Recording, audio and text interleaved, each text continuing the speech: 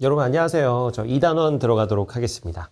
자, 2단원은 지리 파트라서 여러분 암기해야 될 내용이 많습니다. 1단원은 사실 좀 평이한 내용들이 많았죠. 뭐 철학자들 좀 외우는 거 말고는 특별히 암기할 게 별로 없었는데 2단원은 여러 가지 어떤 기후들의 특징 그리고 지도를 보면서 이 기후가 어디에서 나타나는지 이런 것들을 꼼꼼하게 잘 암기해 두셔야 됩니다.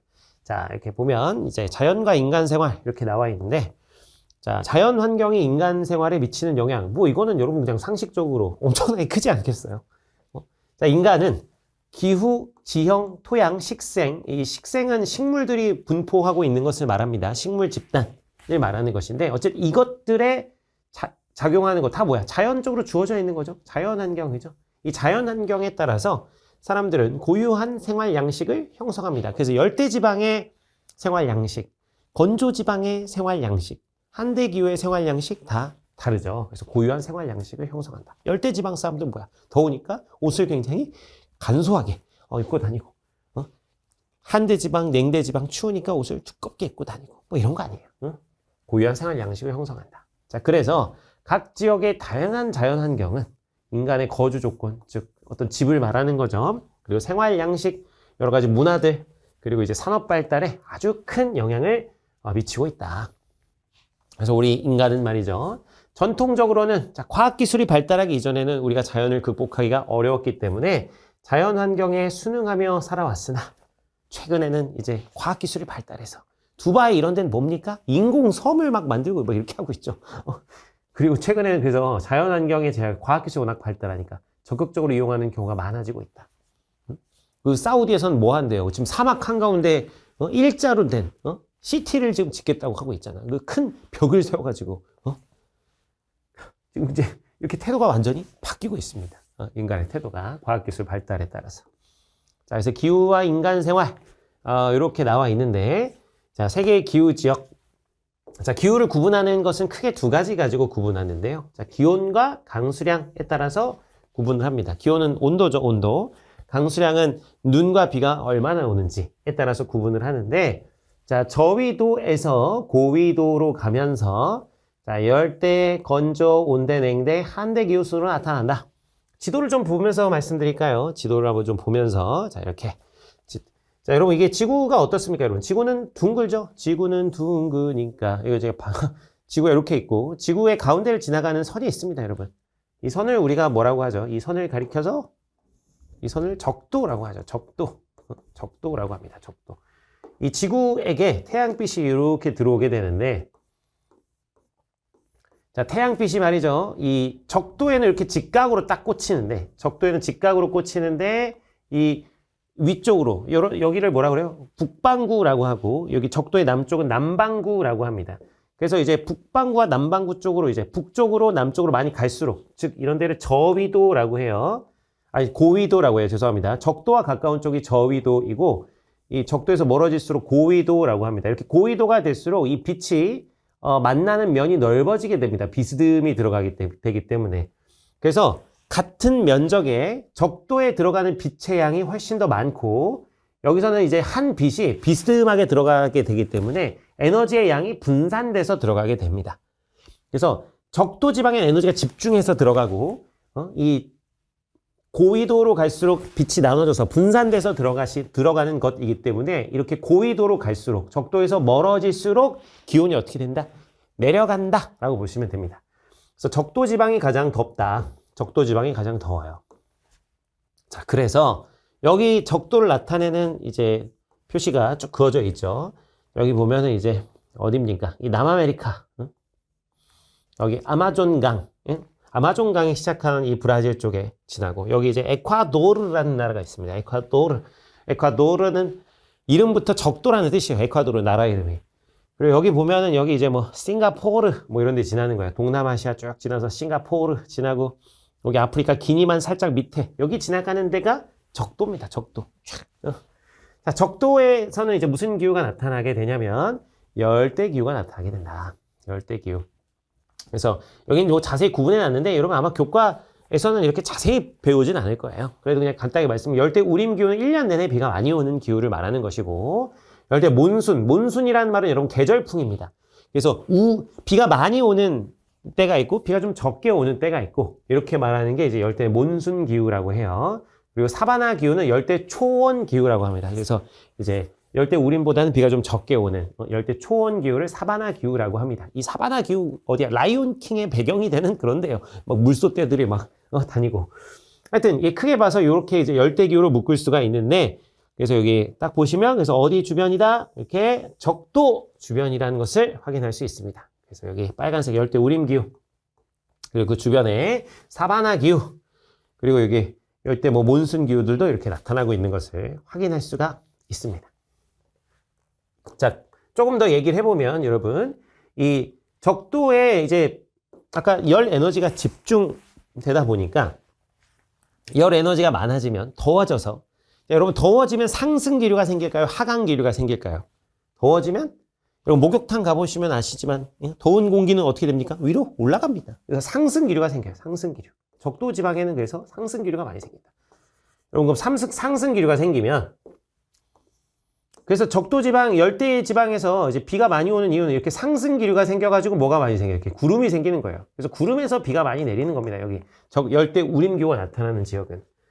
자, 이렇게 비를 뿌리고 요 공기는 이제 어떻게 돼요? 이제 북반구로 가는 경우도 있고 남반구로 가는 경우도 있죠. 근데 이제 적도에서 멀어질수록 이 공기의 기온이 점점 내려갈 테니까 어느 시점 돼서는 이제 공기가 다시 무거워져서 공기 기온이 내려가서 하강하게 됩니다. 그래서 요 지점들 같은 경우는 비가 많이 온다, 적게 온다? 적게 온다. 하강 기류가 생기기 때문에 구름이 잘 생기지가 않습니다. 구름이 잘 생기지가 않아요. 그래서 요 지점들에서 그래서 무슨 기후가 나타나냐면 여러분 건조 기후가 나타납니다. 건조 기후. 그래서 건조 기후 나타나는 지역들 보면 스텝 기후, 사막 기후 있는데 사막 기후 중점적으로 보면 그래서 적도에서 조금 올라간 요 지점.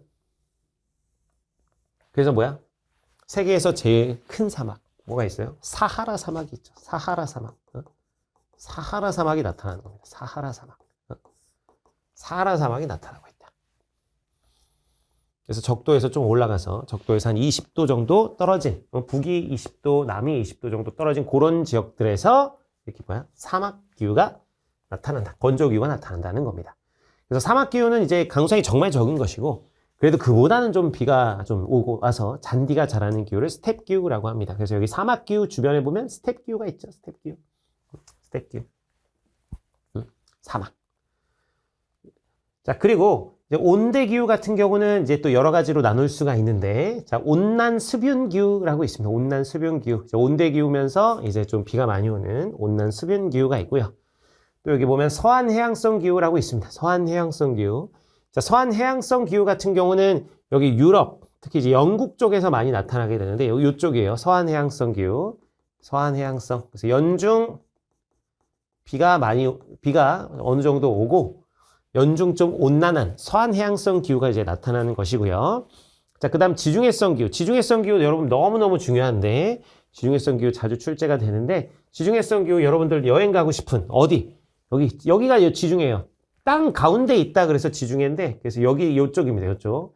그래서 저기는 동유럽까지 포함했는데 어쨌든 좀 자세하게 그려주면 이게 포르투갈, 에스파냐, 이탈리아, 그리스 이런 데를 가리켜서 얘기하는 거죠. 그래서 요쪽 주변 지역이 너무 넓게 또 그렸다. 요쪽 주변 지역이 이제 뭐야? 지중해성 기후가 나타나는 지역이다. 여기가 이제 지중해성 기후가 나타납니다. 지중해성 기후. 그래서 여기 지중해성 기후의 색깔 보시면 여기 이제 여기 이제 회색으로 이렇게 칠해진 부분들 확인할 수 있죠. 여러분 지중해성 기후의 특징은 가장 뭐가 있냐면 여기 여행을 많이 갑니다. 왜 여행을 많이 가냐면 여름에 고온 건조해요. 여름에 고온 건조하기 때문에 그 여름 날씨 아주 쨍한 날씨를 즐기기 위해서 이런 데 여행 갑니다. 그래서 뭐 이 그리스의 산토리니 뭐 이런 데 보면은 건물빛이 다 이제 흰색으로 칠해져 있죠. 그 여름에 강한 빛을 잘 반사하기 위해서. 그래서 여름에 고온 건조하고 겨울에는 좀 이제 온난한 편입니다. 겨울에는 온난수분한데 이런 지중해성 기후 여기 보시면 되겠고요. 자, 그리고 또 이제 온대 겨울 건조 기후라고 있는데 뭐 이건 크게 중요치 않습니다. 여기 보시면은 뭐 이렇게 중국 쪽에서 좀 나타나는 것을 확인할 수 있습니다.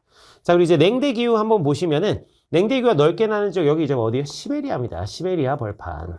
여러분 시베리아 벌판, 냉대기후가 나타나죠. 그래서 냉대기후도 좀 구분해 보면은 건조한 지역과 좀 수빈한 지역이 있어서 냉대 겨울 건조 기후와 수빈 기후가 있고, 자, 이 냉대 기후보다 더 추운 기후가 바로 뭡니까? 한대 기후입니다. 한대 기후. 한대 기후는 땅이 얼어붙는다는 거예요. 그래서 여기 나와 있지만 툰드라 기후가 있고요. 툰드라 같은 경우는 그래도 이제 여름철에는 이끼 같은 것이 좀 존재하는 그런 이제 기후가 툰드라 기후고, 빙설 기후는 완전히 이제 얼음이 뒤덮여가지고 이끼 같은 것도 존재하지 않는 것이 이제 빙설 기후가 되겠습니다. 이제 그리고 이제 고산 기후라고 해가지고, 고산 기후는 이 산지에서 나타나는 기후죠. 자, 그래서 남아메리카에 여기 있는 산맥, 무슨 산맥이야? 이제 안데스 산맥, 뭐 이런 데서 나타나고 있고, 미국 쪽에 이제 산맥들, 로키 산맥 이런 데서도 나타나고 있고, 아시아의 이런, 여기 히말라야 산맥, 유럽의 여기 이제 알프스 산맥, 이런 데서 이제 이렇게 쭉쭉쭉쭉 나타나는 것이 무슨 기후다, 여러분? 고산 기후다. 라고 볼 수 있습니다. 자, 위에 좀 보면서 다시 좀 얘기해 볼게요. 어쨌든 지도를 본 거는 여러분 어디 위치에 있는지 이제 좀 눈에 좀 익으라고 한번 제가 말씀드린 겁니다. 자, 중요한 데만 좀 다시 한번 볼게요. 자, 건조기후가 나타나는 적 어디? 여기 북아프리카 쪽. 어디? 사하라 사막. 요거 꼭 기억을 해 두시고, 또 아까 봤던 지중해성 기후, 날씨가 좋아가지고 이렇게 많이 관광 가는 지중해성 기후 꼭 기억을 해 두시고, 또 이제 열대 우림 기후가 나타나는 지역들, 동남아, 브라질, 뭐 이쪽 이런 데 눈으로 좀 익혀두시기 바랍니다. 자, 위로 이제 다시 올라가서 슉 봅니다. 자, 그래서 열대기후 지역 같은 경우는 굉장히 좀 뭐예요? 더운 지역이죠. 그래서 1년 내내 기온이 높고 강수량이 많습니다. 옷차림이 얇고 가볍고 가옥 구조가 개방적이다. 자, 덥다 보니까 음식이 잘 상합니다. 그래서 향신료나 기름을 사용한 음식 문화. 자, 우리 여러분 동남아 음식 같은 거 이제 우리 동남아 음식점에 가서 먹어보거나 아니면 진짜 뭐 여행 가서 현지에서 먹어본 친구들도 있을 텐데, 그래서 뭐야, 맛이 상당히 좀 강하죠. 왜냐면은 잘 상하지 않으라고 향신료와 기름을 많이 사용합니다. 자, 그리고 이제 열대기후에서는 대농장 경영하기가 좋은데, 자, 그걸 가리켜서 플랜테이션이라고 합니다. 그래서 스타벅스나 뭐 델몬트나 뭐 이런 우리가 아는 그런 회사들이 커피 농장, 바나나 농장 이런 것들을 뵙다 크게 하는 그런 것들을 플랜테이션 농업이라 그래요. 카카오나 커피, 바나나 이런 것들을 재배하는. 자, 그리고 이동식 경작이 발달하기도 했는데, 이동식 경작은 이건 전통적 방식이에요. 전통적인 화전 농업을 말합니다. 화전 농업. 옛날 방식인데, 열대 우림 기후 같은 경우는 숲이 우거져 있기 때문에 농사를 짓기가 어렵단 말이에요. 자, 그렇다 보니까 그 숲을 한번 싹 불태운 다음에 그 위에 농사를 짓는 방식인 화전 농업. 있는데, 이렇게 화전 방식으로 불태운 밭에 농사를 짓게 되면 땅의 생명력이 굉장히 떨어지기 때문에 자주 또 땅을 옮겨 다녀야 됩니다. 그래서 이 이동식 경작은 전통적으로 하는 방식이다라는 거. 최근에는 플랜테이션이 많아졌다. 자, 건조기후로 넘어갑니다. 자, 건조기후 아까 사하라 사막 이런 데 봤죠? 그리고 또 이제 우리가 아는 이제 몽골의 그런 어떤 초원 사막 이런 데도 이제 우리가 알고 있고, 그래서 1년 내내 강수량이 적고요. 기온의 일교차가 큽니다. 여러분, 제가 좋아하는 게임이 있는데 젤다의 전설이라는 게임이 있습니다. 그 게임 해본 친구들은 알 거예요. 거기 이제 겔드의 사막이라는 데가 있습니다. 겔드 사막이라는 데가 있는데, 거기 다니다 보면 어때요? 낮에는 햇빛이 굉장히 강해가지고 이제 더운데, 밤이 되면 이제 해가 떨어져가지고 밤이 되면 굉장히 좀 춥습니다.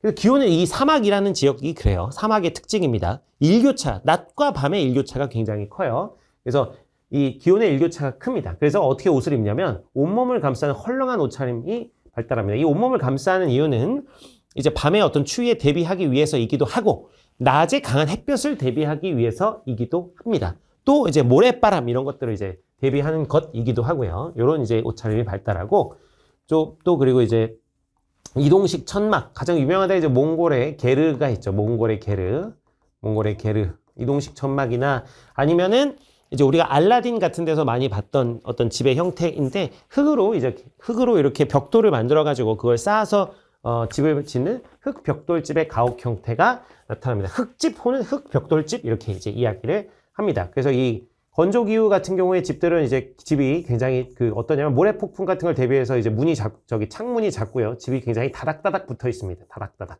이렇게. 그래서 파쿠르 같은 거 하기 굉장히 좋습니다. 파쿠르 같은 거. 그래서 이제 옥상에서 옥상으로 막 뛰어다니고, 이렇게 파쿠르 같은 거 하기가 좋다.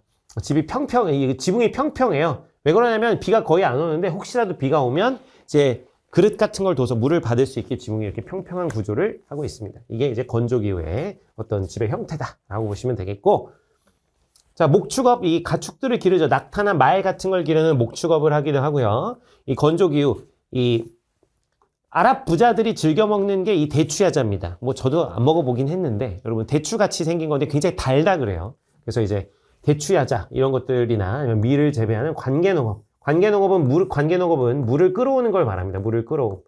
그래서 외부 하천에서 물을 끌어와서 농사를 짓는 관계농업 이런 것들이 발달한다. 건조기후 지역입니다. 자, 온대기후 지역 한번 보면 자, 기온이 온화하여 인간 생활에 유리하죠. 그래서 사람들도 많이 삽니다. 그래서 계절의 변화가 또 뚜렷하고요. 우리나라 생각하시면 되겠죠. 자, 그중에서 아까 강조했던 것 지중해성 기후 꼭 기억해 두시라 그랬죠. 지중해성 기후가 나타나는 데는 남부 유럽이에요. 피그즈라 그래. 포르투갈, 이탈리아, 그리스, 스페인, 피그즈. 이제 북부 유럽 사람들이 남부 유럽 이제 놀릴 때 쓰는 말이야. 니네는 피그즈야. 게으른 녀석들. 뭐 이러면서 이제 놀릴 때 쓰는 말인데 남부 유럽 사람들이 이렇게 날씨도 좋고 관광업으로 많이 먹고 사니까 이제 북부 유럽 사람들이 남부 유럽 사람들 피그즈 너희는 게으른 사람들이야, 게으른 돼지들이야 이렇게 이제 비판하는 말로 많이 쓰곤 합니다. 어쨌든 포르투갈, 이탈리아, 그리스, 스페인 이런 데가 이제 지중해성 기후가 나타나는데 그래서 여름철에 고온 건조하기 때문에 이제 그런 걸 잘 견디는 올리브, 오렌지 이런 같은 것을 이용한 수목 농업을 이제 짓습니다. 수목 농업은 과일나무를 생각하시면 돼요. 수목은 과일나무다, 과일나무. 그리고 이제 겨울철은 비교적 온난하고 습연하기 때문에 이 겨울철에는 밀, 보리 같은 곡물 농업을 이제 한다라는 거 이제 봐두시면 되겠습니다. 그리고 온대 계절풍 기후는요, 이제 우리나라나 중국, 일본 이쪽을 얘기하는 건데, 그래서 여름에 강수량이 집중되죠. 그래서 그 여름에 이제 비가 많이 올 때 잘 자랄 수 있는 것이 바로 벼입니다, 벼. 그래서 벼농사가 발달해서 쌀을 이용한 음식 문화가 발달했다라는 것 알아두시면 되겠습니다. 자, 냉대기후로 가면은요. 자, 냉대기후 아까 러시아의 시베리아 뭐 이런 데 이제 얘기 드렸는데 겨울이 굉장히 길고 춥습니다. 그리고 냉대기후는 어쨌든 여름 더워요. 여름 나름 존재합니다. 그래서 여름에는 덥지만 겨울이 굉장히 춥기 때문에 기온의 연교차가 아주 크다. 그리고 이 냉대기후 지역 어쨌든 나무가 잘 자랍니다. 우리가 생각하는 그 불곰 나오는 러시아의 이미지 있죠? 이 불곰 나오는 그 숲이 있고 주변에 이제 통나무집 이제 한 군데씩 있고 막 이런 거. 자, 불곰이 나오는 그 지역에 있는 나무들이 뭐야? 침엽수림이죠. 이걸 타이가라 그래요. 침엽수가 많이 이제 분포하는 그 지역을 타이가라고 합니다. 타이가. 그래서 이 타이가 지대에 나무를 베서 통나무집을 만드는 형태로 이제 집을 많이 만들었다. 그리고 나무를 베서 목재와 관련된 산업인 임업이 발달했다라고 보시면 되겠습니다. 자, 이제 한대기후 같은 경우는 겨울이 매우 춥고요. 길고 기온이 매우 낮고 강수량이 적다. 냉대기후보다 더 추운 지역이죠. 툰드라 기후 지역은 이제 땅이 얼어붙는 지역인데 최난월 가장 따뜻한 월의 평균 기온이 10도 미만이다. 0도 이상 10도 미만이다. 그래서 짧은 여름 동안 이제 토양층이 녹아서 건물이 붕괴되는 걸 막기 위해서 땅속 깊이 기둥을 받고 지표면에서 바닥을 띄운 고상가옥이나 송유관을 짓습니다. 자, 이게 뭔 얘기냐면 여러분 한대기후 같은 경우는 이렇게 집을 약간 땅에서 띄워서 짓는다 이거야. 땅에서 띄워서 집을. 자, 왜 그러냐면 이 땅이 겨울철에는 잘 얼어 있어가지고 이제 튼튼하지만 여름철이 돼서 땅이 녹아버리면 만약에 이제 집이 그냥 땅 위에 서 있었다라고 집을 그냥 땅 위에서 그냥 지었다고 한다면 땅이 흐물흐물해질 때 집이 붕괴 위험이 있다는 거예요. 근데 이게 여기는 이제 여름철만 써놨는데 여름철만 그런 게 아니고 예를 들면 또 그냥 겨울철에 그럼 사람들이 뭘 많이 떼겠어? 보일러를 많이 뗄 거 아니야, 보일러를. 그럼 그냥 땅에다 집으면은 보일러 열 때문에 땅이 어떻게 돼요? 또 녹아버립니다. 그래서 역시 뭐야? 집이 붕괴 위험이 있다. 그래서 여름철이나 겨울철이나 여름철에는 땅이 그냥 이제 온도가 올라서 땅이 녹을 수 있고 겨울철에는 보일러 열 때문에 땅이 녹을 수 있어서 집이 붕괴 위험이 있기 때문에 한대 기후 지역에서 이렇게 땅에서 약간 띄워서 이렇게 고상가옥을 짓는다. 여러분 고상가옥 하면 근데 또 어디도 그래요? 열대기후에서도 많이 나타나요. 가옥 구조가 개방적인데 이 열대기후의 가옥 구조도 한번 좀 설명을 드리면 열대기후 같은 경우는 여기도 이제 고상가옥이 나타나는데 전통적 가옥의 모습이 그렇다는 겁니다, 여러분. 실제 가보면 요새는 다 이제 우리처럼 아파트 있고 다 그러는데 전통적인 형태가 그렇다는 거예요. 역시 여기 어떠냐면 이게 급경사의 지붕으로 이제 나뭇가지나 이런 걸로 급경사 지붕으로 이제 집을 이렇게 만들어요. 그래서 땅의 열기와 습기를 피하고 비가 왔을 때 비가 잘 이렇게 쓸려 내려갈 수 있도록 지붕이 평평하면 빗물이 고여가지고 그 나뭇가지로 된 지붕이 무너져 내릴 수 있기 때문에 지붕을 이렇게 급경사로 이제 해놓습니다. 그리고 땅에서 약간 띄워서 짓는 이렇게 고산가옥 형태가 나타난다. 열대기후지역도 그렇지만 아까 봤지만 한대기후지역이나 냉대기후지역에서도 이런 고산가옥이 나타날 수 있다. 땅에 녹는 것을 방지하기 위해서. 물론 그 형태는 좀 다르겠습니다만. 이해되시겠죠? 자, 그래서 여러 가지 기후지역의 특징들 좀 간단하게 살펴봤습니다. 여기 다 외워주셔야 됩니다. 자, 다음 내용 한번 보시면 이제 지형과 인간 생활 뭐 이렇게 나와 있는데, 자, 여기 한번 보면, 자, 여기 어려운 건 없습니다. 세계 다양한 지형이 나타난다. 그래서 산지, 평야, 해안, 사막, 화산, 빙하 등 다양한 지형이 나타난다. 여러분 이게 젤다의 전설 해보면 여기 다 이렇게 탐험하실 수 있습니다. 제가 좋아하는 게임이라 계속 홍보를 하게 되네요. 자, 어쨌든 이런 지형은 교통과 산업 등 인간 생활에 많은 영향을 미치며 지형에 따라 다양한 산업이 발달하게 된다. 산지나 사막은 곧 교통의 장애를 유발하지만 하천은 배를 이용해가지고 교통로로 이용될 수도 있다는 것입니다. 자, 지형과 인간 생활의 관계 한번 보면, 자, 산지 같은 경우는 이제 높이가 높죠. 그걸 해발 고도라고 합니다. 해수면부터의 높이, 해발 고도라고 해요. 해발 고도가 높고 경사가 급해가지고 인간 생활에 불리하죠. 그래서 이제 산지 지역은 평야 지역보다 훨씬 더 사람 살기가 쉽지 않다. 하지만 이제 산지 지역에 사는 사람들 분명히 존재하죠. 여러분 다큐 이런 거 보면 있잖아요. 그래서 거기서 뭐 하냐면 밭농사도 하고요, 가축도 사육하고, 광업, 광물 캐고, 자, 그리고 이제 뭐 멕시코나 아까 에콰도르 이런 데는 아예 그냥 산 위에 도시가 발달하기도 합니다. 고산 도시 발달하고, 뭐 옛날에 저기 마야 문명, 아스텍 문명 이런 어떤 것들도 다 이제 고산 도시에 발달한 문명이었죠. 이제 관광 산업 이런 것들이 이제 발달한다고 보시면 되겠고, 평야 지역 같은 경우는 지역 완만하고 평탄하며, 이 경지 농경지를 개간하고 교통로 건설에 유리하고, 그래서 아주 살기 좋다 뭐 이런 얘기입니다. 그래서 농업하기 좋고요, 하천 주변에 또 많은 인구, 도시가 발달한다 이런 얘기. 자, 해안 지역, 여러분 해안 지역도 살기가 좋습니다. 왜냐하면 육지와 바다가 만나는 지역이기 때문에 육로, 땅을 통해서도 교역을 할 수 있고 또 배를 통해서도 교역을 할 수 있잖아요. 그래서 교역과 인간 생활에 유리하다. 그래서 농업하기도 좋고요, 물고기 잡기도 좋고요, 양식업, 가두리 양식 같은 거에서 물고기 키우기도 좋고, 또 이제 배가 드나드는 항구와 산업단지, 또 이 해안, 우리 놀러 갈 때 어디야? 바닷가 놀러 가야죠. 그래서 해안 지형을 이용한 관광 산업이 발달한다는 겁니다. 자, 그 밖에 화산 지형, 빙하 지형, 카르스트 지형 이런 데는 독특한 자연 경관이 나타나서, 카르스트 지형 여러분 좀 생소하죠. 이거는 이제 석회암 지대인데, 석회암은 물에 잘 녹아가지고 물에 잘 닿는 면이 녹아서 이제 기이한 형태의 이제 암석으로 남아있는 경우들이 있습니다. 자, 그런 것들 이제 대표적인 데가 베트남의 하롱베이라고 있어요. 이제 그런 데 이제 놀러 가는 거죠. 하여튼 이게 빙하로 유명한 데는 이제 알프스 산맥, 마테호른이라는 이제 봉우리가 있고요. 화산으로 유명한 데는 뭐 이제 아이슬란드나 뉴질랜드가 있습니다. 어쨌든 이런 것들 사람들 구경하러 가는 거죠. 자연 경관을 이용해서 관광 산업이 발달한다라고 보시면 되겠습니다. 자, 그리고 이제 시민의 안전할 권리가 있습니다. 자, 안전할 권리, 어떤 안전할 권리들이 있는가? 자, 첫 번째, 인간의 생활을 위협하는 자연재해에 대해서 나와 있네요. 자, 자연재해. 지금 촬영하고 있는 지금도 여러분 태풍이 지금 다가오고 있다고 합니다. 이런 게 이제 대표적인 자연재해죠.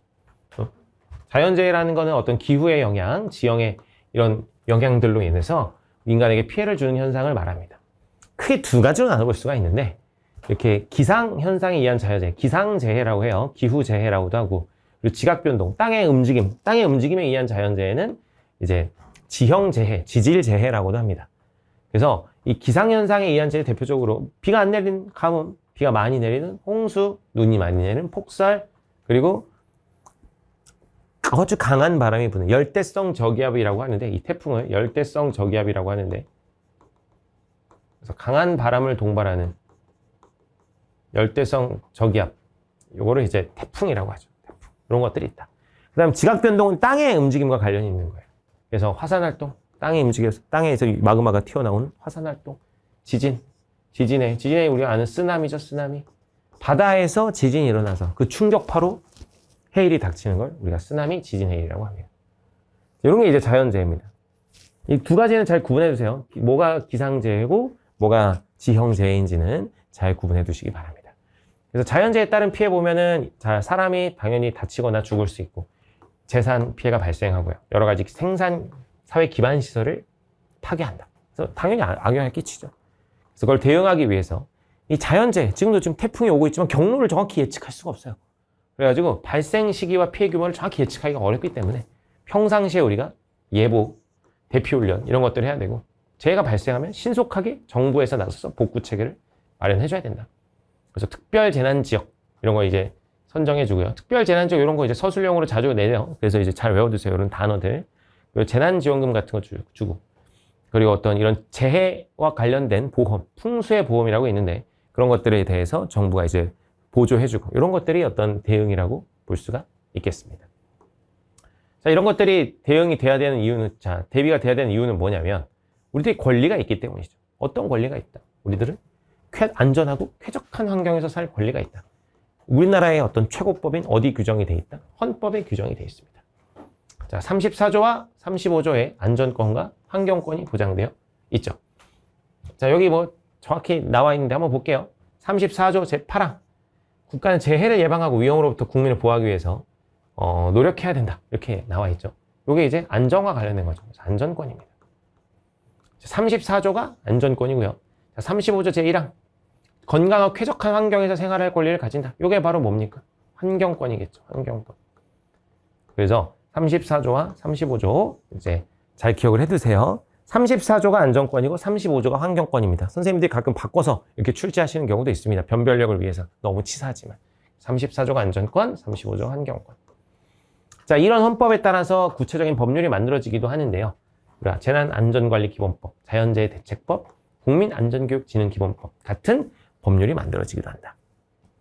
자, 안전하고 쾌적한 환경에서 살아가게 한 노력도 있습니다. 국가적 차원의 노력도 있고요. 개인적 차원이 있죠.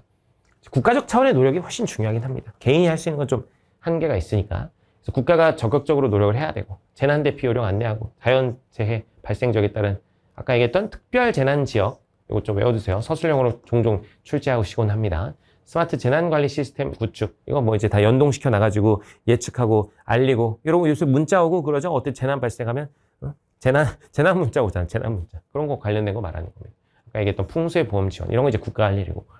그럼 이제 국민들, 개인들은 어떻게 해야 되느냐? 안전교육 잘 받고, 적극적으로 참여하고, 우리들의 권리를 좀 인식해가지고, 어떤 자연재해가 발생하면 안전조치를 요청 잘하고, 신속한 복구 피해 보상 이런 거 잘 해가지고, 신청을 이제 즉각적으로 해라 이런 얘기입니다. 뻔한 얘기죠. 그리고 성숙한 시민의식을 가져야 된다. 이런 것들이 있습니다. 그래서 이 2-1의 내용에서는 그 어떤 기후의 특징 잘 봐두셔야 되고, 그 다음에 이렇게 자연재해와 관련된 내용 잘 정리해 두시기 바랍니다. 자, 다음은 인간과 자연의 관계에 대해서 한번 살펴보도록 하겠습니다. 자연을 바라보는 다양한 관점이 있어요. 여기 보면 인간중심주의 자연관이라고 나와 있는데 뭐 어떤 내용이 있는지 한번 좀 살펴보도록 하겠습니다. 많이 내용이 있는데, 자, 말 그대로 인간중심주의, 인간을 기준으로 두고, 인간을 가운데 두고 인간의 시선으로 자연을 바라보는 겁니다. 의미를 보면 이성을 가진 인간을 가장 가치 있는 존재로 여겨서 인간의 이익이나 필요에 따라 자연의 가치를 평가하는 관점입니다. 그래서 요거 이제 뭐라고 하냐면 여기 나와 있지만 자연의 가치를 인간의 이익이나 필요에 따라서 판단하는 거예요. 이걸 뭐라고 하냐면 자연의 도구적 가치라고 표합니다. 인간이 사용하는 도구로서의 자연이다. 그래서 도구적 가치 혹은 이제 수단적 가치를 강조한다. 이렇게 표현합니다. 도구적, 수단적 가치를 강조한다. 그리고 인간과 자연을 딱 쪼개서 보는 거예요. 딱 쪼개서 보기 때문에 이분법적 관점이라고 합니다. 인간과 자연을 딱 분리해서 본다. 이렇게. 그래서 쪼개서 보기 때문에 인간을 자연과 구별되는 우월한 존재를 인식하고 자연은 인간이 쓰는 도구나 수단이다. 이렇게 이야기하는 인간중심 자연관이 되겠습니다. 자, 그 사상가들 한번 좀 살펴보도록 할게요. 자, 사상가들 한번 살펴보면, 자, 아리스토텔레스 뭐 이렇게 나옵니다. 아리스토텔레스 계속 자주 나오죠. 행복에서도 나왔었고, 아리스토텔레스는 목적론이라는 거예요. 세계관이 목적론이라는 세계관을 가지고 있어요. 아리스토텔레스는. 그래서 모든 존재는 다 목적이 있다 이거야. 식물은 동물을 위해서, 동물은 인간의 생존을 위해서 존재한다. 인간의 목적은 뭐였죠? 인간은 행복이 목적이었죠.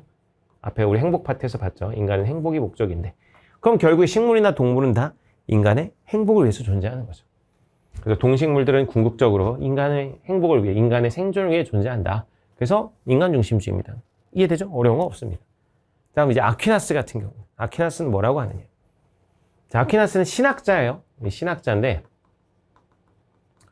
그래서 이제 신의 계시로 모든 것을, 신의 섭리로 세계관을 설명합니다. 그래서 신의 섭리에 따라서, 자, 이 성경에 보면 이제 신이 세계를 창조하셨는데 세계는 그래서 신의 피조물입니다. 이 자연이라는 건 신의 피조물인데 인간은 그 후에 따로 만드십니다. 신께서. 이제 뭐 첫째 날부터 다섯째 날까지는 이 천지 창조를 하시고 여섯 번째 날 인간을 만드시죠. 그 인간은 누굴 닮은 존재다? 신을 닮은 존재예요. 그래서 인간은 피조물이긴 하지만 신을 닮은 존재야. 신의 모사야. 신은 자신의 모습을 바탕으로 인간을 만드셨습니다. 그래서 인간과 자연은 급이 다릅니다. 이 어떤 신학적 관점에서 본다면. 그래서 신의 섭리에 따라서 동물은, 이 자연은 인간이 사용하도록 운명 지어졌다. 이게 신의 섭리다. 그래서 야수를 죽이는 건 죄 아니다. 그래서 야수를 죽이는 것이 죄라고 주장하는 사람은 오류다. 이렇게 얘기하는 게 아퀴나스. 베이컨이나 데카르트는 굉장히 강한 인간 중심주의예요. 굉장히 강경한 인간 중심주의입니다. 둘이는 굉장히 강경한 인간 중심주의.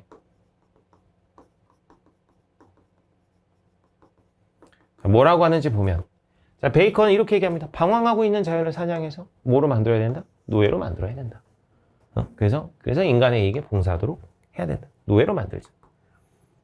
베이컨이 한 유명한 말이 뭡니까? 아는 것이 힘이다. 그래서 자연을 알면 자연을 지배할 수 있다. 그래서 자연에 대해서 아는 우리 과학의 목적은 자연은 인간의 의도에 맞게 변형해서 우리의 활동량을 넓히는 것이다. 베이컨이고요. 자, 데카르트는 뭐라 그러냐면 그 유명한 말을 합니다. 나는 생각한다, 고로 존재한다.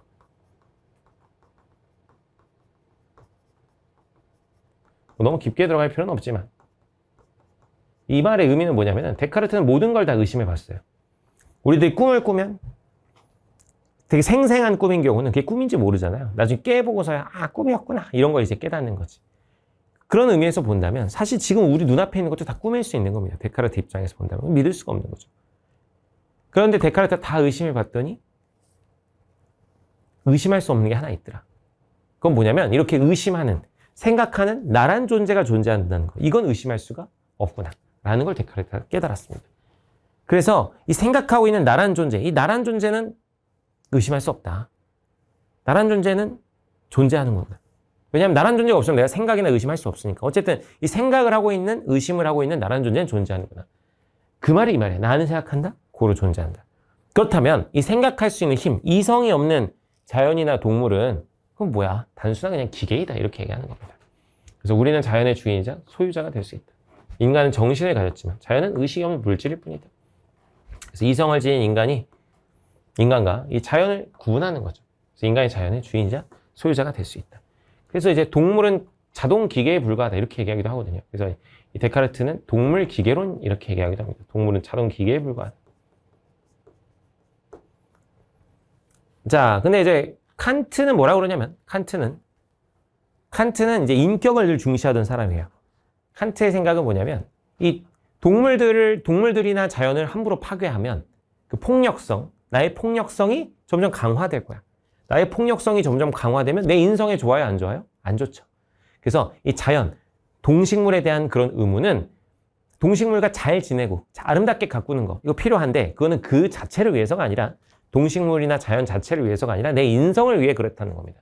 그래서 동물에 관한 우리의 의무는 우리의 인성을 위해서 존재하는 의무야. 그래서 인간성 실현을 위한 간접적 의무이다. 간접적. 칸트는 간접적 의무라는 걸 얘기합니다. 이 동물에 대한 직접적 의무가 아니라 동물과 관련된 간접적인 의무에 불과하다. 이 칸트의 주장. 이게 인간중심주의자들입니다. 자, 인간중심주의 평가해 보면은 인간의 삶을 풍요롭게 하는데 도움을 줬어요. 하지만 지나치게 강조하면 너무 인간중심적으로 생각하면 자연 파괴가 함부로 일어날 수 있지. 그래서 환경 파괴의 요인이 된다. 그래서 지구온난화 같은 재앙을 초래하는 경우도 있다. 그래서 지금 환경 문제 전 세계적으로 심각해져 가고 있는데 그것이 또 인간중심주의의 어떤 폐해다. 이렇게 이제 이야기를 할 수 있다는 거죠. 그래서 이래서는 안 되겠다. 자연을 우리가 전체적으로 좀 고려를 해야 된다. 라고 등장한 게 생태중심주의 자연관입니다. 인간중심주의와 생태중심주의만 잘 구분해 주시면 돼요. 이 생태중심주의는 그래서 생태계 전체를, 무생물을 포함한 생태계 전체를 우리가 좀 도덕적으로 고려를 해줘야 된다는 게 생태중심주의 자연관. 그래서 전체를 보는 전일론적 관점입니다. 그래서 인간중심주의는 이분법적 관점이었죠. 그게 반대되는 말이에요. 인간을 포함한 자연 전체를 하나로 보는 전일론적 관점입니다. 그래서 인간은 자연의 일부일 뿐이다. 그래서 자연은 도구나 수단이 아니라 그 자체로 가치를 가진다. 그걸 뭐라고 해요? 내재적 가치라고 합니다. 그래서 그 자체로 본래의 가치를 지니고 있다. 내재적 가치. 대표적인 사람이 누굽니까? 레오폴드라는 사람이 있습니다. 레오폴드의 대지윤리라는 게 있죠. 그래서 생태계 의의를 이제 이 대지, 우리 생명들이 살아가고 있는 삶의 터전이 이 대지인데, 이 대지, 유기체와 무기체의 상호우전을 하는 그 공간, 대지 자체를 우리가 도덕적, 윤리적으로 고려해야 된다. 그래서 동물, 식물, 토양, 물 등을 비롯한 대지. 대지라고 돼 있지만 땅만 얘기하는 건 아닙니다. 이건 그냥 자연 전체를 대표해서 말하는 거예요. 자연 전체. 공기, 물, 흙 다 포함하는 거죠. 그래서 이 자연 전체를 우리가 고려를 해줘야 된다라고 얘기를 합니다. 자, 이런 생태 중심주의에 대해서도 이제 평가를 우리가 내려볼 수가 있습니다. 그래서 환경 문제 해결에는 도움이 돼요. 하지만 생태 중심주의를 지나치게 강조하면 자연 전체를 위해서 개체들의 희생, 인간도 희생해야 되는 거 아니냐. 약간 타노스 같은 그런 거죠. 어벤져스에 보면 타노스도 사실 그래요. 저기 생명체가 너무 많아지니까 환경 파괴가 발생해서 존속될 수가 없다. 그래가지고 핑거 스냅으로 우주의 절반을 날려버리려고 하죠. 그렇죠? 그래서 전체를 위해서 이런 개체의 희생을 정당화할 수 있다는 겁니다. 생태 중심을 지나치게 강조하면 타노스처럼 될 수 있다. 그래서 생태계 보호를 위해 인간의 희생까지도 강요할 수 있다. 이런 걸 뭐라 그러면 환경 파시즘이라 그래요. 이 파시즘은 전체주의를 말해요. 그래서 전체를 위해서 그 개체들은 희생해야 된다는 게 파시즘인데, 그래서 환경 전체를 강조하다 보니까 심지어 인간도 좀 줄어야 되는 거 아니야? 이렇게까지 갈 수 있다는 거지. 그래서 이어질 우려가 있다는 겁니다. 생태 중심주의였다. 자, 그래서 인간과 자연의 바람직한 관계를 한번 좀 살펴보시면, 자, 그래서 인간과 자연은 어쨌든 조화를 이루면서 잘 살아야 돼요. 인간은 이렇게 자연에 옛날에는 순응하며 살아왔지만 과학기술이 발달한 이후에는 자연을 우리가 막 이렇게 개발을 했다. 그래서 지금 필요한 건 지속 가능한 발전, 자연의 어떤 자정 능력을 훼손하지 않는 범위 내에서의 발전과 환경 친화적 삶이 중요하다. 그래서 인간과 자연이 이렇게 연결되어 있다는 것을 우리가 좀 깨달아야 된다라는 겁니다.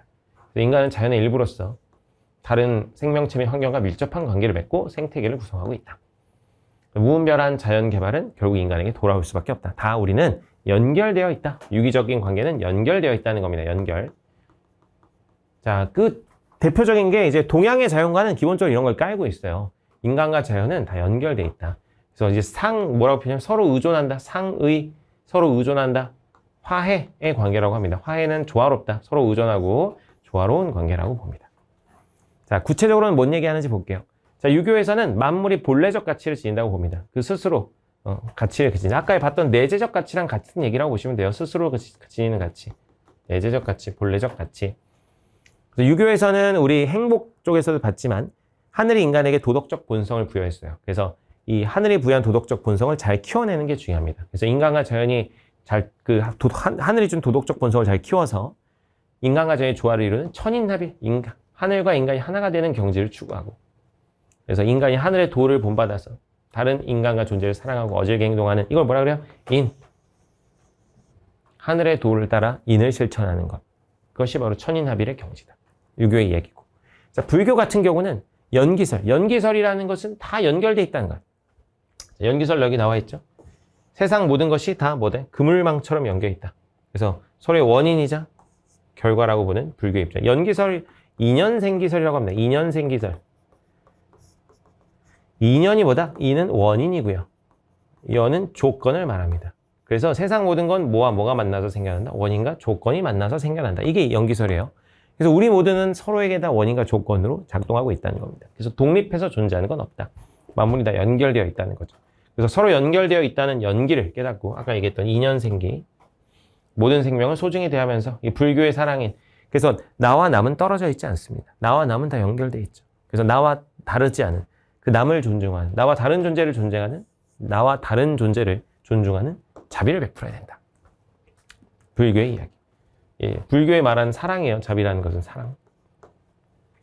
자, 도가도 우리 앞에서 봤지만 도가 핵심은 자연 그대로를 따라라. 그래서 이거 뭐라고 표현한다? 인위적인 걸 다 없애고 자연 그대로 살자. 무의자연이라고 합니다. 그래서 이 인간의 의지, 욕구와는 관계없이 존재하는 자연의 가치와 아름다움. 이 아까 봤던 내재적 가치, 본래적 가치를 강조하는 거죠. 그래서 인간은 자연의 한 부분으로서 자연에 순응하고 조화를 이뤄야 된다. 이런 이제 이야기를 하는 게 도가. 무의자연. 키워드로 보시면 돼요. 유교는 천인합일, 불교는 연기설, 도가는 무의자연. 근데 어쨌든 동양의 자연과는 다 자연과 서로 의존하고 있고 자연과 조화를 이뤄야 된다는 걸 강조하고 있습니다. 유불도였다. 자, 인간과 자연의 공존을 위한 노력이 있습니다. 자, 개인적으로는 개인적 노력과 뭐 사회적 차원 이렇게 나와 있는데, 자, 개인적으로는 뭐 뻔한 얘기예요. 생태계 한 구성원으로서 자연 환경 친화적 가치를 추구하자. 그래서 자연 보호에 대한 책임 가지고 일상생활 실천해라. 미래 세대와 생태계 전체를 고려하자. 생태 공동체 의식을 정립하자. 뻔한 얘기입니다. 사회적 차원에서는 인간과 자연의 공존을 위한 여러 사회 제도가 필요하다. 그래서 막 이런 거 저런 거 나와 있어요. 생태도시, 슬로시티, 생태통로, 자연휴식연제, 환경영향평가제도, 하천 생태계 보건사업 뭐 이런 것들이 나와 있습니다. 자, 구체적 내용 한번 볼까요? 이 옆에 나와 있죠. 자, 생태도시는 인간과 자연환경의 조화를 이루며 공생할 수 있는, 거기에 이제 초점을 두고 있는 도시가 생태도시가 되겠습니다. 그 다음에 슬로시티, 뭐 어려운 건 없어요. 슬로시티 같은 경우는 여기 슬로우 천천히 간다. 공해 없는 자연 속에서 전통 문화와 자연을 보호하고 느림의 삶을 추구하는 국제운동, 슬로시티 운동이라고 합니다. 여기 생태통로는 여기 안 나와 있지만, 생태통로는 어떤 거냐면, 여기 이제 예를 들면 터널을 뚫는다고 합시다. 여기 산이에요, 산. 산에 터널을 뚫는다고 하는데, 터널을 뚫으면 이제 동물들이 지나가다가 로드킬 같은 걸 당할 수가 있습니다. 그래서 동물들이 사슴 같은 거 지나다가 로드킬 같은 걸 당할 수 있는데, 그래서 터널 같은 걸 뚫으면 이제 그 위에다가 동물들이 다닐 수 있는 이제 길을 만들어 놓는 거죠. 이렇게. 그런 게 생태 통로예요. 이게 보통 이제 터널 같은 데 보면 터널 위쪽에 동물들이 다닐 수 있는 길을 만들어 놓는데, 그게 생태 통로, 그런 어떤 동물들을 배려한 그런 통로. 이것도 일종의 인간과 자연의 공존을 위한 노력이라고 볼 수 있죠. 자연휴식연제는 뭐냐면은, 예를 들면 숲이 대표적인데요. 그 숲에 사람들이 많이 드나들면 어쨌든 사람들이 손을 타고 이렇게 되니까 숲의 생명력이 줄어들 수 있다. 그래가지고 휴식연제를 도입하면 그 휴식년 기간에는 사람들의 출입을 막는 겁니다. 그래서 자연 스스로의 어떤 회복력을 다시 높이는 이런 게 자연휴식연제고, 환경영향평가제도 엄청나게 중요합니다. 휴식연제 제가 말씀드렸고, 환경영향평가제도 엄청나게 중요한데, 이게 서술형으로 굉장히 자주 나옵니다. 어떤 대규모 개발 사업, 뭐 아파트 단지를 건설하거나, 뭐 공장을 건설하거나, 아니면 뭐 운하를 판다거나, 뭐 이런 어떤 환경에 영향을 미칠 수 있는 그런 대규모 개발 사업을 할 때 그 자연환경에 어떤 영향을 미치는지 사전에 조사하고 평가하는 제도를 말합니다. 이게 환경영향평가제도예요. 그래서 이것이 과연 자연의 생태계에 어떤 변화를 가져올지 평가하는 제도가 환경영향평가제도다. 역시 정부가 할 수 있는 사회적 차원의 노력이라고 볼 수 있겠습니다. 자, 다음 한번 살펴보도록 하겠습니다. 오늘날의 다양한 환경 문제 이렇게 나와 있는데, 뭐 크게 어려운 건 없어요. 그냥 몇 개만 잘 외워두시면 되겠습니다. 환경 문제의 종류와 원인 및 특징 나와 있는데, 환경 문제의 종류, 지구온난화, 지구가 더워지고 있죠. 사막이 많이 늘어나고 있죠. 사막화, 열대림 파괴, 열대림 파괴돼가지고 그 이제 열대 지역에 있는 울창한 숲들 있죠. 그런 거 막 파괴되는 열대림 파괴 문제, 오존층 파괴, 산성비, 이런 문제가 이제 환경 문제의 종류라고 볼 수 있습니다. 환경 문제 원인 보면은 이 산업이 발달하고 인구가 증가해서 자원 소비가 늘어나고 있다. 그래서 오염물질 배출이 늘어나고 있고, 자, 그리고 오염물질을 원래 자연에서 정화를 어느 정도 할 수가 있는데, 그 자연이 스스로 정화할 수 있는 범위, 그걸 뭐라고 하냐면 자정 능력이라고요. 그래서 자연이 스스로 정화할 수 있는 자정 능력의 범위를 넘어서 버려서 자정 능력을 상실하고 있다. 그래서 생태계가 파괴되고 있다. 환경 문제의 특징은 굉장히 오랜 시간에 걸쳐서 일어나는 것이고, 그래서 회복하는데도 굉장히 오랜 시간이 걸립니다. 많은 비용이 발생하고, 결국 복원이 쉽지가 않다. 그래서 인간의 생존을 위협하고 있다. 이런 게 이제 환경 문제의 특징이 되겠습니다. 그리고 어떤 한 국가만에 머무르는 문제가 아니라 인접 국가와 전 지구에 광범위한 영향을 미친다. 이런 게 이제 환경 문제의 특징이죠. 그래서 다양한 환경 문제 한번 보시면, 첫 번째로 지구가 더워지고 있습니다. 지구 온난화, 더워지고 있다. 화석연료 사용이 늘어나가지고 산림, 그리고 화석연료 사용이 늘어나고, 또 이제 숲도 많이 파괴돼가지고 온실가스, CO2, 이산화탄소죠. 이산화탄소의 배출량이 늘어나고 있다. 그러다 보니까 어떻게 된다? 지구가 더워진다.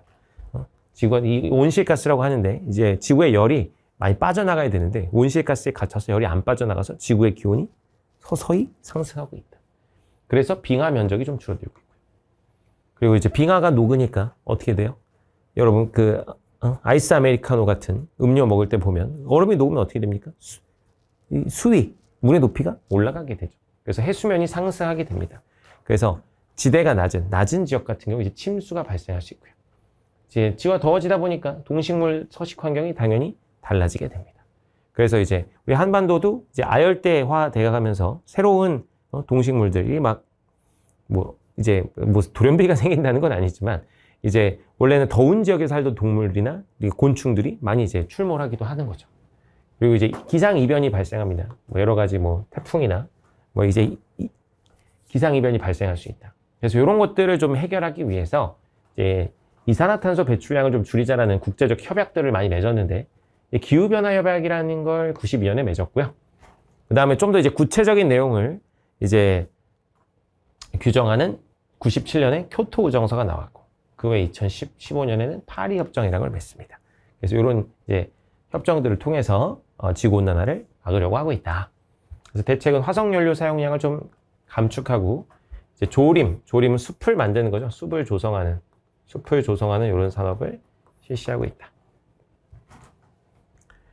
자, 그 다음에 이제 오존층 파괴 문제도 있습니다. 오존층 파괴 물질인 염화플로리나탄소라는 게 있어요. 자, 외워두세요. 이거 이제 다른 말로 하면 프레온 가스라고 하는데, 프레온 가스로 알려져 있죠. 이 사용이 증가해서 오존층이 파괴되었다. 그래서 이제 북극 지역에 이제 오존층 이런 것들이 많이 파괴됐다고 하는데, 근데 사실은 요새는 이제 프레온 가스를 안 쓰기 때문에 이 지구 오존층 파괴 문제는 심각하진 않습니다. 지금 오존층이 많이 회복이 됐다 그래요. 뭐 어쨌든 이것도 중요한 환경 문제 중에 하나죠. 그래서 이 오존층이 파괴되면, 오존층은 자외선을 막아주는데 오존층이 파괴되니까 지상에 도사하는 자외선이 증가하게 돼가지고 피부 및 눈 질환이 증가해서 또 이제 농작물이 또 말라 죽기도 하고 농작물 수확량이 감소하기도 한다. 자, 그래서 오존층 파괴를 막자, 이 프레온가스를 쓰지 말자 하는 협약이 맺어지게 되는데, 그게 몬트리올 의정서에 규정이 되어 있습니다. 몬트리올 의정서. 그래서 대책을 보면 이 프레온가스 쓰지 말자, 염화플로리나탄소를 배출 규제하고 대체 냉매제를 개발하는 이런 대책을 세울 수가 있겠죠. 그래서 오존층 파괴와 관련된 이야기였고요. 근데 뭐라고요? 오존층 파괴는 요새 프레온가스 안 쓰기 때문에 오존층 사실 많이 회복됐습니다. 자, 그 다음에 이제 산성비 문제 보시면, 산성비는 이제 그 매연이 비와 함께 섞여 내리는 게 산성비입니다. 그래서 화력발전소와 공장 매연, 자동차 배기가스 이런 것들이 비와 섞여 내리는 게 산성비죠. 그래서 이 산성비를 맞게 되면 숲이 죽어요. 산림이 피해를 입고 농작물도 이제 피해를 입게 되고, 하천과 호수가 산성화가 돼가지고 물고기들이 막 둥둥 죽어서 떠다니고, 건축물과 조각상이 이제 부식되기도 합니다. 그래서 대책을 보면 공장이나 자동차에 이 매연을 이제 줄여주는 그걸 탈황시설이라고 해요. 탈황시설을 설치하고, 이제 화석연료, 석유나 석탄을 쓰면 이런 매연이 발생하게 되니까 대체 에너지 자원을 좀 개발하자. 친환경 에너지를 좀 개발하자. 화석연료 말고 국가 간 협력을 강화하자. 뭐 이런 것들. 산성비의 문제가 한 국가만의 일은 아니니까 우리나라에서 산성비가 내린다고 하면 옆 나라인 중국이나 러시아도 당연히 그 영향을 받을 수밖에 없겠죠. 이 공기가 한 군데만 있습니까? 이동하는 거지. 특히 이제 유럽에서 그런 문제가 많았는데, 독일이나 이 프랑스에서 발생한 매연들이 이제 그 편서풍을 타고 이 동쪽에 있는 나라들에게 막 영향을 주는 거예요. 그래서 당연히 이런 산성비 같은 문제는 국가 간 협력도 매우 중요하다. 그 다음에 이제 사막화 문제도 있습니다. 사막화 문제는 말 그대로 극심한 가뭄, 과도한 경작과 목축으로 인해서 사막이 점점 커진다 이거야. 세계에서 제일 큰 사막 어디 있다고요? 아프리카에 사하라 사막 있죠, 사하라. 이 사하라 사막의 주변 지역에서 이제 사막화가 발생하고 있다. 이걸 사헬 지대라고 해요. 사헬 지대. 사하라 사막의 이제 위아래 지대가 점점 더 넓어져 가고 있다. 여러분 탈모 같은 거라고 생각하시면 됩니다. 탈모가 발생했는데 하다가 이제 그 탈모 지역이 점점 넓어지는 것처럼 사막이 점점 넓어진다.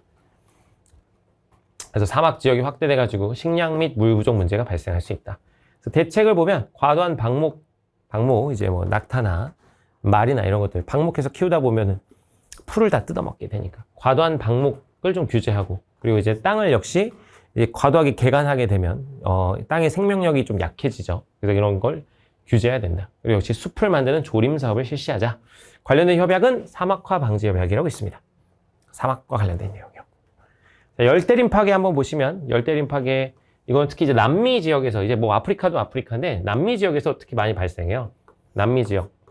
여기 또 대충 그려보면 여기가 북미, 여기가 남미죠. 여기 적도 지나고, 이 적도 부근에 열대림들이 많은데, 특히 이제 브라질에 이제 그런 열대림들이 많은데, 그런 데를 이제 그 나라 입장에서는 개발할 수밖에 없어요. 도시를 만들려면, 또는 어떤 농명지를 만들려면 그 열대림 지역을 개발할 수밖에 없게 되는데, 그러다 보니까 열대림이 어떻게 되나? 파괴된다 이 얘기입니다. 이 열대림을 뭐야? 세계 허파라고 얘기도 하죠. 세계 허파.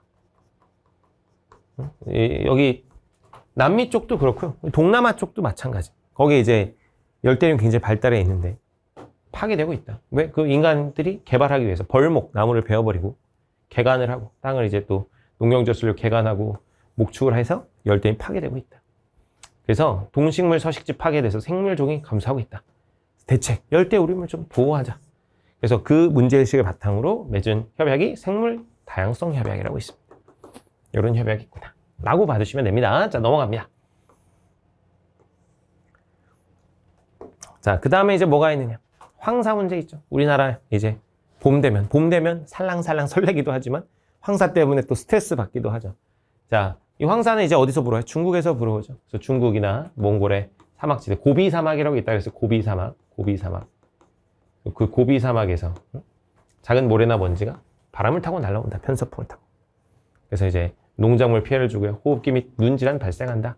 뭐 대책은 뭐가 있어? 그래서 역시 그 사막에 가서 아까 그 몽골의 고비 사막 이런 데 가서 조림 사업, 나무 심고 뭐 이렇게 하는 것도 대책이라고 볼 수 있습니다. 그래서 이와 관련된 여러 가지 협약들이 있어요. 자, 이 협약들 선생님들이 출제하기 매우 좋습니다. 왜? 그냥 심플하잖아요. 안 외우면 틀리는 거니까. 자, 그래서 우리는 잘 외워둔다. 첫 번째, 기후변화 협약. 이거는 이제 지구온난화와 관련됐다 그랬죠? 지구온난화 방지를 위해서 온실가스를 규제하는 기후변화 협약. 기후변화 협약 그 이어서 또 뭐가 있다 그랬죠? 교토우정서 있다 그랬죠? 교토우정서. 교토라고 해도 되고 교토라고 해도 돼요. 교토우정서가 있고요. 또 뭐가 있어? 파리협정이 있습니다. 파리협정. 뭐 좀 구체적으로 얘기를 해볼까요? 교토우정서는 선진국에만 감축 의무 부과합니다. 선진국에만 감축 의무를 부과했어요.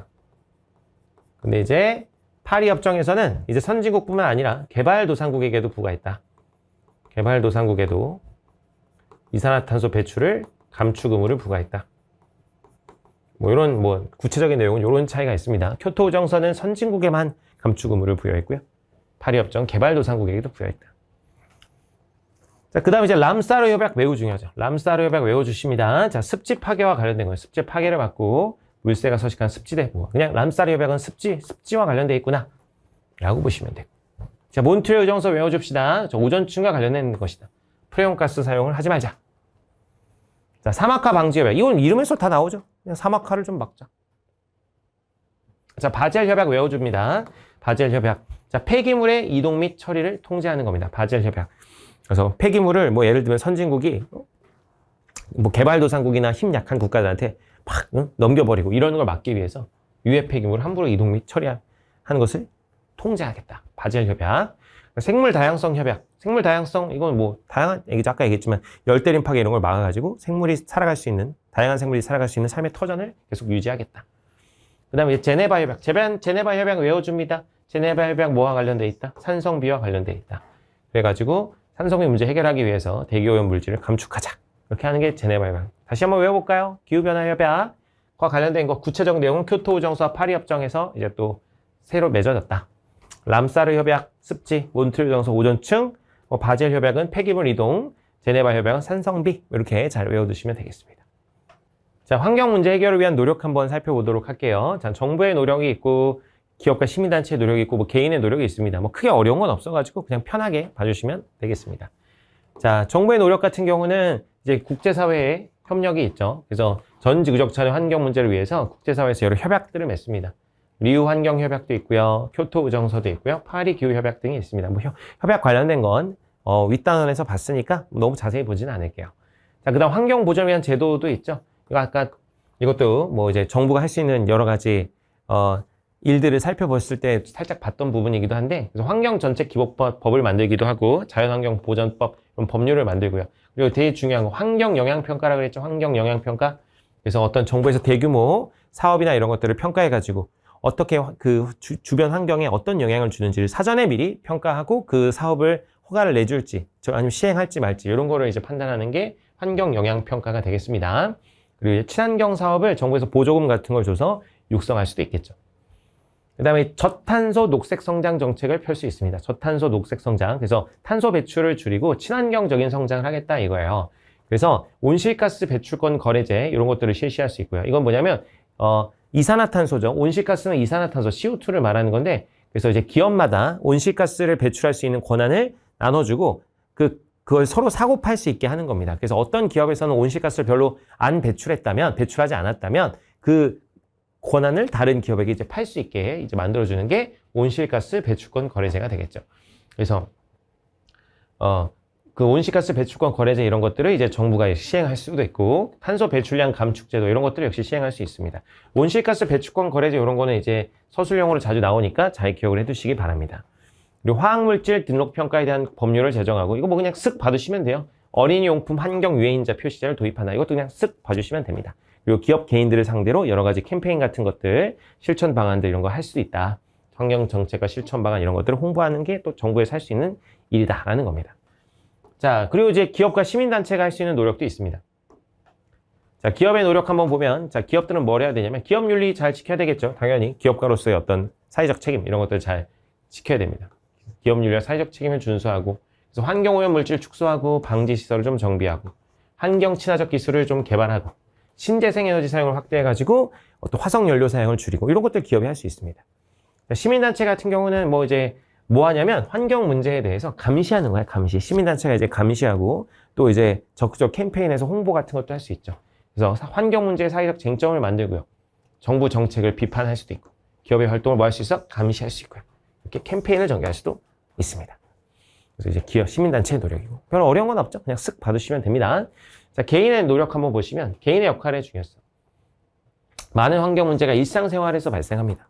그러다 보니까 개인의 행동과 선택이 환경에 미친 영향이 매우 중요하다. 그냥 이것도 약간 그냥 도덕 교과서에서 나오는 뻔한 소리라고 보시면 됩니다. 자, 그래서 녹색 소비. 자, 환경 파괴를 덜 일으키는 제품들을 구입하는 녹색 소비를 하고요. 에너지를 절약하고 재사용과 재활용을 잘 하고요. 시민단체에 가입해서 환경 감시 활동을 할 수도 있습니다. 정부의 환경 정책에 참여할 수도 있다.